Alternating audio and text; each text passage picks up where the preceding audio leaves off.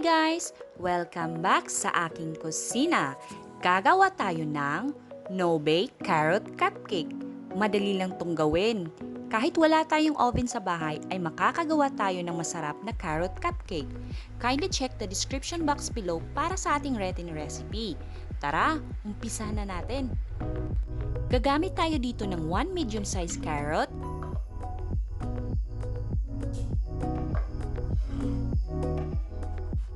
gadgarin ang carrot gamit ang pinong gadgaran. Importante na pino yung pagka-grate natin ng carrot para hindi magiging chunky ang ating cupcake.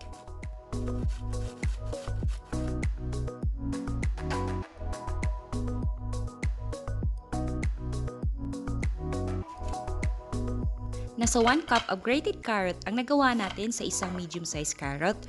Set aside muna natin ito at i-prepare ang ating cake mixture.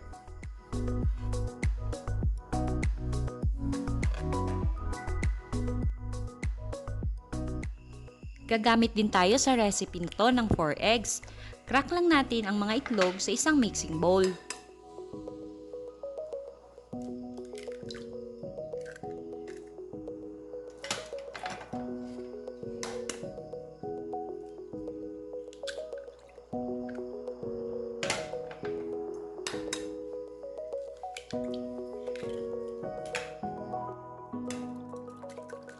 Batihin ang mga itlog gamit ang wire whisk. Pero kung wala kayong whisk sa bahay, okay lang kahit tinidor lang. Mag-a-add din tayo dito ng 1/4 cup melted margarine. Yes, you can use butter or vegetable oil. Margarine lang yung ginamit ko dahil mas mura ito compare sa butter. Gagamit din tayo dito ng 1 can 300 ml condensed milk. No need na to add sugar dahil matamis na ang condensed milk.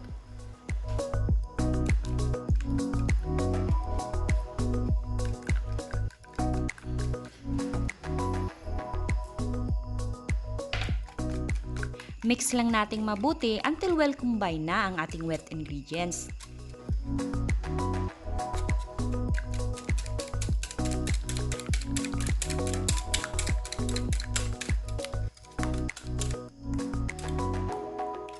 Once na na-mix na nating mabuti ang ating wet ingredients, gamit ang strainer, salain natin ang dry ingredients.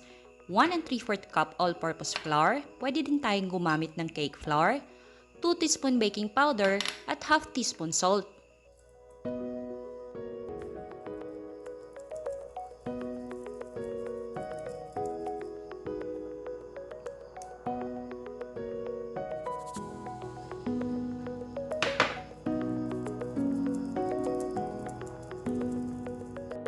Mix well to incorporate, but do not overmix. Tandaan, huwag natin i-overmix ang ating cake mixture. Overmixing can cause gluten formation at dahilan para magiging dense at gummy ang ating cupcake.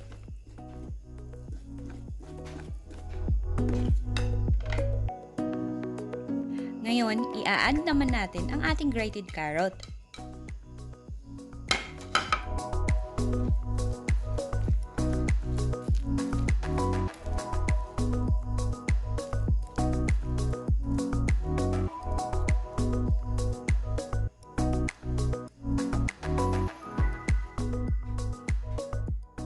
Maglagay ng cake mixture sa ating cupcake molder.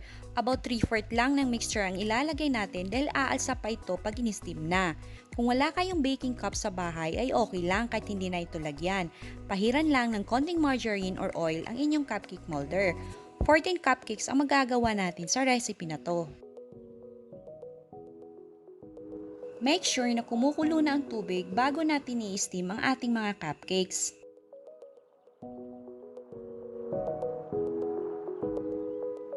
Balutin ng tela ang takip ng inyong steamer para maiwasan ang pagtulo ng tubig sa cupcakes natin. Steam for 12 to 15 minutes over low to medium heat. After 15 minutes, do a cake test.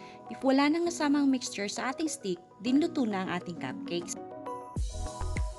Hayaang lumamig ang mga cupcakes bago natin ito i-unmold.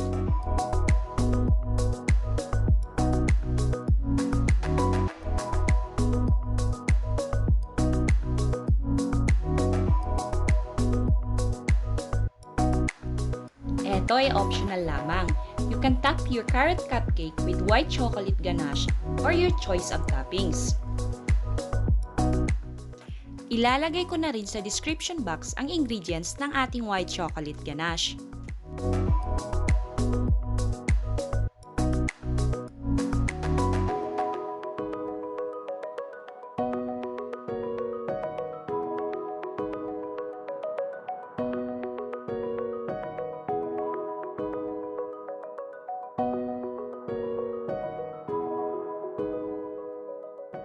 Ready to serve na ang ating carrot cupcake.